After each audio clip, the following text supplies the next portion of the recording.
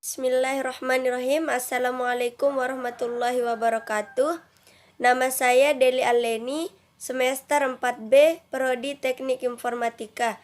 Di sini saya akan menjelaskan tentang memahami pengertian etika profesi dan pekerjaan. Sebelum itu, terlebih dahulu saya akan menjelaskan tentang kerja.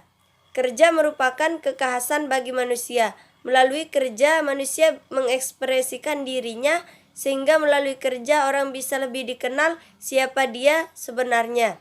Oleh karena itu, kerja bagi kita bukan hanya sekedar untuk mendapat gaji atau upah, jabatan atau kekuasaan, dan berbagai maksud-maksud lainnya.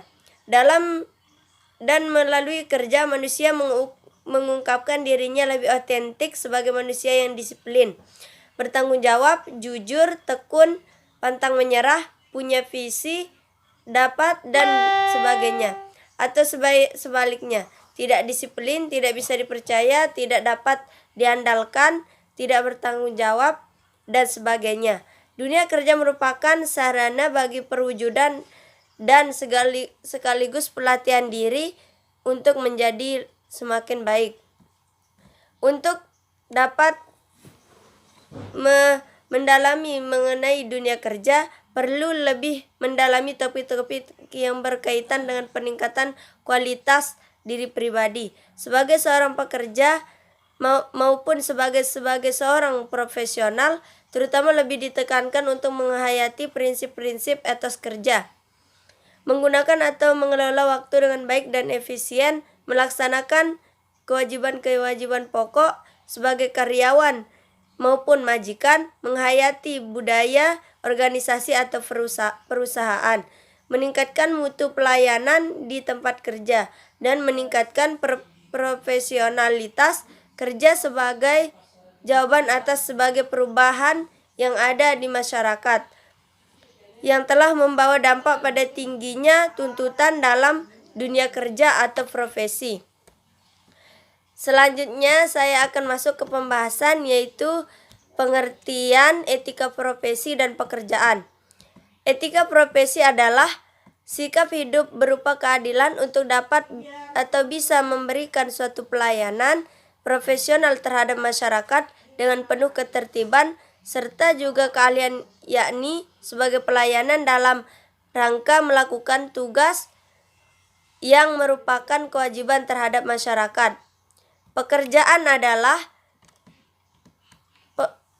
sebuah kegiatan aktif atau suatu tugas atau kerja yang dilakukan oleh manusia yang menghasilkan sebuah karya bernilai imbalan dalam bentuk uang bagi seseorang. Pekerjaan yang dijalani oleh seorang dalam kurun waktu yang cukup lama disebut sebagai karir.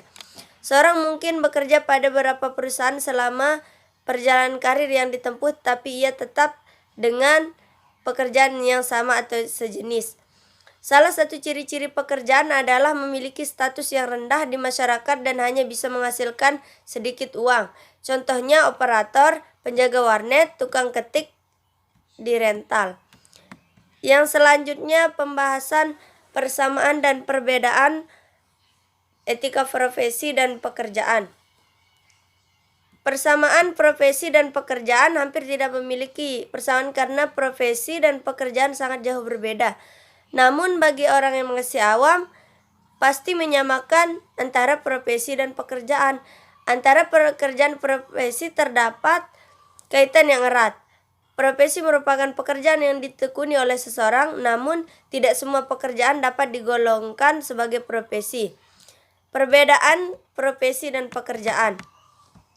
Profesi mengandalkan suatu keterampilan atau keahlian khusus, sedangkan sebuah pekerjaan tidak membutuhkan latar belakang pendidikan. Profesi dilaksanakan sebagai suatu kegiatan utama, sedangkan pekerjaan dapat dilakukan dengan paruh waktu. Yang selanjutnya, profesi dilaksanakan sebagai sumber utama nafkah hidup, sedangkan pekerjaan dapat dilaksanakan hanya sebagai sampingan saja. Yang selanjutnya, profesi dilakukan dengan keterlibatan pribadi yang mendalam, sedangkan pekerjaan berorientasi hanya untuk memenuhi kebutuhan sehari-hari. Yang selanjutnya, profesi ada etika yang mengatur, sedangkan pekerjaan tidak ada etika yang mengatur. Selanjutnya, profesi tidak ada campur tangan orang lain, sedangkan pekerjaan tidak ada menghasilkan jasa bagi orang lain. Yang selanjutnya, profesi menghasilkan jasa bagi orang lain, yang sedangkan pekerjaan tidak ada yang menghasilkan jasa bagi orang lain. Yang selanjutnya, makna pekerjaan adalah rahim dari karakter sosial manusia.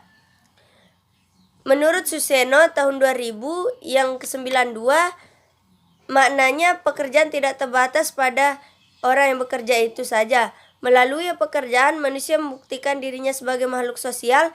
Tidak mungkin setiap orang menghasilkan sendiri apa saja yang dibutuhkannya. Untuk memenuhi kebutuhan kita tergantung dari hasil pekerjaan kita. Begitu juga orang lain membutuhkan hasil pekerjaan kita. Menurut Suseno 92-93, kita merasa dihormati apabila hasil kerja kita diterima oleh orang lain. Pekerjaan adalah jembatan antar manusia. Tanpa manusia pada hakikatnya bersifat sosial dan rahim dari sifat atau karakter sosial seorang ini tidak lain adalah pekerjaan. Yang selanjutnya, menurut Suseno tahun 2000 yang ke-93, pekerjaan tidak hanya menjembatani jarak antar manusia yang sezaman, tetapi yang lebih penting lagi adalah dimensi historis pekerjaan. Dunia yang kita warisi di mana-mana menunjukkan jejak pekerjaan generasi-generasi sebelumnya. Apakah itu teras-teras sawah atau puing-puing bangunan kuno. Yang selanjutnya, pekerjaan bertujuan pada penghasilan sehingga pekerjaan perkembangannya mengalami kapitalisasi. Orang yang tidak memiliki profesi dapat menomorduakan sisi karakter kesosialan manusia yang syarat dengan segi-segi moralitas dan menjalankan pekerjaannya dengan semata-mata memburu profit, sementara sisi karakter sosial seorang dinomorsekiankan. Jawabannya, meskipun pekerjaan itu diorientasikan pada profit, namun pekerjaan itu harus dilakukan secara etis atau beretika. Yang selanjutnya, kode etik profesi dan pekerjaan. Yang pertama, etika. Menurut para ahli, etika tidak lain adalah perilaku, adat kebiasaan manusia dalam pergaulan antar sesamanya, dan menegaskan mana yang benar dan mana yang buruk. Perkataan etika atau lazim juga disebut etik, berasal dari kata Yunani ethos, yang berarti norma-norma, nilai-nilai, kaidah-kaidah, dan ukuran-ukuran bagi tingkah laku manusia yang baik. Yang kedua, moral. Moral berasal dari bahasa Latin, bentuk tunggal kata moral yaitu mos, sedangkan bentuk jamaknya itu mores, yang masing-masing mempunyai arti yang sama, itu kebiasaan, adat. Bila kita membandingkan dengan arti kata etika, maka secara etimologis kata etika sama dengan kata moral, karena kedua kata tersebut sama-sama mempunyai arti atau kebiasaan. Dengan kata lain, atau arti kata moral dengan sama etika, maka rumusan arti kata adalah nilai-nilai dan norma-norma yang menjadi pegangan bagi orang yang membedakan hanya bahasa dalamnya. Selanjutnya, etiket.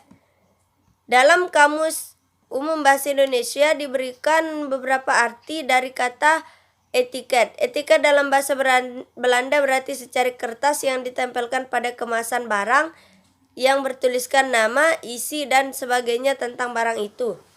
Dalam bahasa Perancis, etiket berarti adat sopan santun atau tata krama yang perlu selalu diperhatikan dalam pergaulan agar hubungan selalu baik.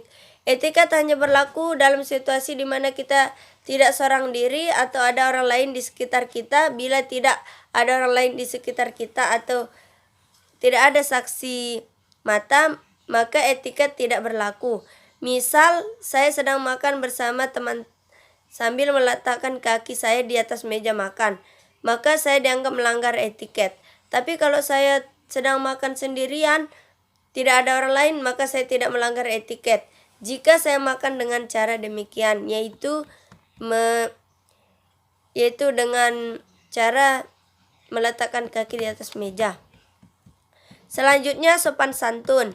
Sopan santun ialah tingkah laku yang amat populis dan nilai yang natural. Sopan santun sebagai sebuah konsep nilai tapi bukan dipahami. Sopan santun sebuah ideologi yang memerlukan konseptualisasi. Itulah pengertian umum dari sopan santun. Menurut saya pribadi, sopan santun adalah sikap seorang terhadap apa yang ia lihat, ia rasakan, dan dalam situasi kondisi apapun. Sikap santun yang baik, hormat, tersenyum, dan taat kepada suatu peraturan. Sikap sopan santun yang benar ialah lebih menonjolkan pribadi yang baik dan menghormati siapa saja.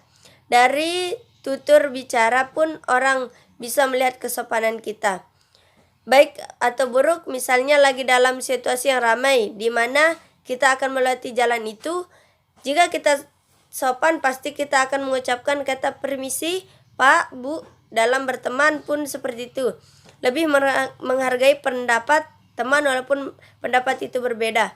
Sebenarnya pengertian sopan santun ini sudah umum dan mungkin semua orang sudah mengerti apa itu sopan santun, karena sifat ini telah ditanamkan sejak kecil pada diri individu tersebut. Dan bagaimana kita mengembangkannya saja dalam kehidupan kita dan sekitar kita. Yang selanjutnya, kode etik profesi. Kode etik profesi merupakan suatu tatanan etika yang disepakati oleh suatu kelompok masyarakat tertentu. Kode etik umumnya termasuk dalam norma sosial. Namun, bila ada kode etik yang memiliki sanksi yang agak muluk dalam kategori norma hukum yang didasari kesusilaan. Yang kode etik juga dapat diartikan sebagai pola aturan, tata cara, tanda, pedoman etis dalam melakukan suatu kegiatan atau pekerjaan. Kode etik merupakan pola aturan atau tata cara sebagai pedoman berperilaku dan berbudaya. Tujuan kode etik agar profesionalisme memberikan jasa sebaik-baiknya kepada pemakai jasa atau nasabahnya. Kode etik akan melindungi perbuatan yang tidak profesional. Yang selanjutnya adalah kode etik pekerjaan. Kode etik pekerjaan sosial tersedia sebagai petunjuk karakter pekerjaan sosial etis, sebagai kriteria mengadakan evaluasi pada etika yang dipraktikkan secara aktual, serta sebagai perlambang atau seperti palu hakim pada pemaksaan etika pekerjaan sosial dan dasar keputusan untuk menjawab keluhan-keluhan perilaku yang tidak etis. Sekian, Assalamualaikum warahmatullahi wabarakatuh.